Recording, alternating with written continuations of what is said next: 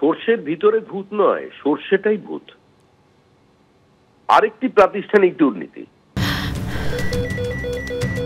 ক্যান্সারে নেই আর ভয়, NCRI এ হবে এর জয়। আপনাদের ভরসা নেতাজি সুভাষচন্দ্র বোস ক্যান্সার হসপিটাল।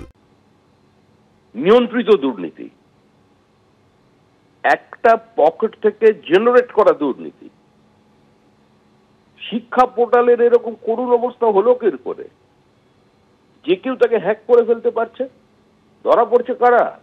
ওখানেও তৃণমূলের যোগাযোগ। তৃণমূল থাকবে, দুর্নীতি থাকবে না, ফুল থাকবে, তার গন্ধ থাকবে না, এটা তো হতে পারে না। তৃণমূল মিড ডে মিলের চাল খেয়েছে, রেশনের ডাল খেয়েছে, চাকরি প্রার্থীদের চাকরিগুলো খেয়ে নিয়েছে, বোল্ডার খেয়েছে, কয়লা খেয়েছে, বালি খেয়েছে, জঙ্গলের কাঠ খেয়েছে, শেষ পর্যন্ত ট্যাবও খেয়ে হজম করে নিল। এটা দুর্ভাগ্য। যতদিন এরা থাকবে এগুলো চলবে। শিক্ষা দপ্তর বাদ দিয়ে কিছু হয় কি? আধিকারিকরা কিচ্ছু জানে না। আধিকারিকদের মাথায় যারা আছে মন্ত্রিমণ্ডলী, তারা কেউ কিছু জানে না। সর্বত্র শুধু হ্যাক হয়ে গেল। টাকার ভাগটাই বা কোথায় গেল? এতদিন ধরে কেন টের পাওয়া গেল না? হঠাৎ এখন সব হয়ে যাচ্ছে কেন? ছাত্রছাত্রীদের ট্যাব, তার টাকা পর্যন্ত যারা চুরি করে, রেশনের টাকা চুরি করে, ঘরের টাকা চুরি করে, এই বাহিনী পশ্চিমবাংলায়, এবং তারা মনেই করছে যত দুর্নীতি আর দুষ্কৃতি, এটা করার আমাদের হক আছে, যা খুশি আমরা করব, পুলিশের হাত আমাদের মাথায় থাকবে।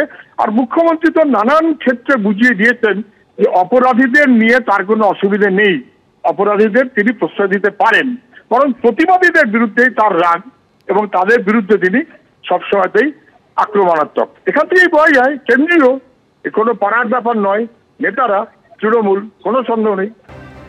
শিক্ষামন্ত্রী ব্রত বসু বলছেন ইতিমধ্যেই ত্রুটি খুঁজে বের করা হয়েছে এবং ভবিষ্যতে এ ধরনের সমস্যা আর হবে না। যে যে সমস্যাগুলো ছিল সেটা ধরা গেছে, এবং আমি আপনাদের বলেছি যে ন্যাশনাল ইনফরমেটিক্স সেন্টার এটা ইতিমধ্যেই আমাদের এই হ্যাকিং এর ব্যাপারটা আইডেন্টিফাই করে একটা এসওপি আমাদের ইতিমধ্যে প্লেস করেছে। আমার ধারণা এটার যেভাবে গতবার মাধ্যমিকের প্রশ্ন লিক বা উচ্চ মাধ্যমিকের প্রশ্ন লিক ব্যাপারটা আটকে গেল, এটাও সামনের বার থেকে আর হবে বলে আমরা আশা করতে আমি আশাবাদী।